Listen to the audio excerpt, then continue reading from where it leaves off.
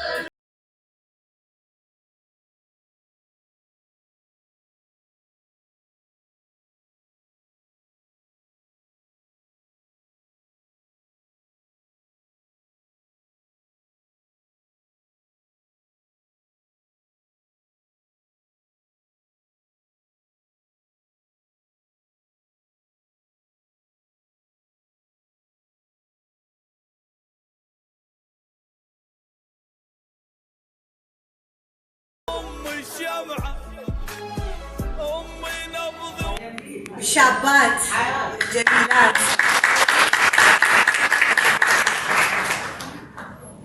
يعني لا توجد كلمة أو مفردة أعطيهن حق، يعني أعطي حقهم. فحقيقة أنا تبتعد وتتبحر كل مفرداتي أمامكم حبيباتي.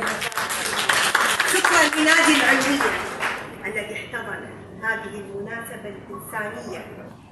دائما أقول نادي العلوية نادي إنساني قبل أن يكون ترفيهي، متمثل بالدكتور والأستاذ شامل العاني والأستاذ أحمد راهي. شكرا لحضور وزيرنا الذي في عهده صرت أستاذة في الجامعة، الأستاذ الدكتور عبد الدياب العجيب، وأستاذنا القدير ورجل الاقتصاد والثقافة الدكتور علاء القصير محترم. شكرا للحضور من بريطانيا إلى بغداد الأستاذ عمار العبادي، والأخ والزميل والأستاذ علي عبد العظيم الخفاجي، ورجل الاقتصاد الأستاذ عبد العظيم، والأستاذ كريم البدري، والأستاذ حسن الساعدي من السفر حضر اليوم وكان حريصا أن يحضر تلك المناسبة، والد النائب والأخ والزميل علي الساعدي. شكرا لأخي وسندي رغم مرضه أتى.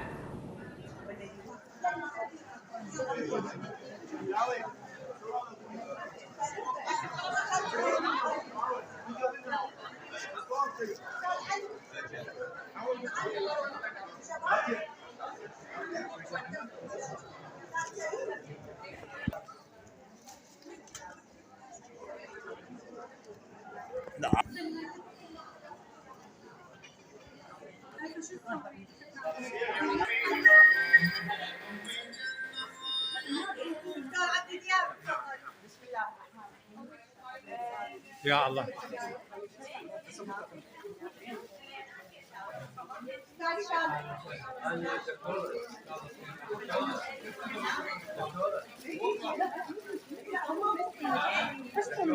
بس ليس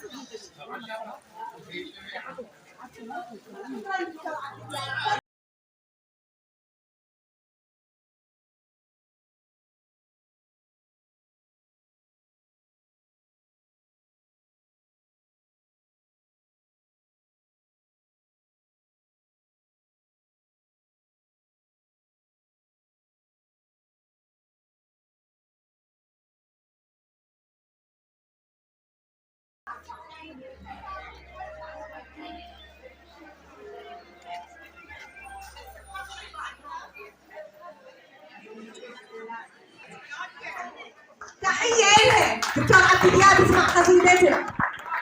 قدمي لي اسمك الجميل. اسمي منى احمد. يا اهلا وسهلا. مسنة بدار العطاء. حبيبتي قولي القصيدة. حملتك 9 شهور والربة سنين، وانتظر هذا اليوم تذبني بدار المسنين. شالتك 9 شهور والربة سنين، يصبح مقرها اليوم دار المسنين.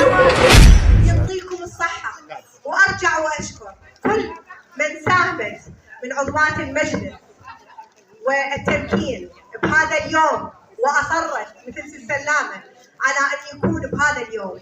ونادي العلوية اللي دائما أنا أذكر كلمة إنساني قبل أي كلمة وأعنيها، الأستاذ شامل العاني والأستاذ أحمد الشبلي. شكرا للمسنات، شكرا لكل من حضر، شكرا للعضوان، شكرا لدار العطاء. وكل سنة هاي الاحتفالية هذه احتراما لشهداء غزة، لكن إن شاء الله مرة ثانية مثل ما وعدناكم مولود. كل الحب والخير، وأتمنى كل من موجود بالقاعة التوجه إلى تناول وجبة العشاء على الخير والحب والسلام بإذن الله. شكرا جزيلا. دكتور علاء القصير، آسفة كان عنده كلمة. دكتور علاء تفضل ختامها، بس أنا آسفة بس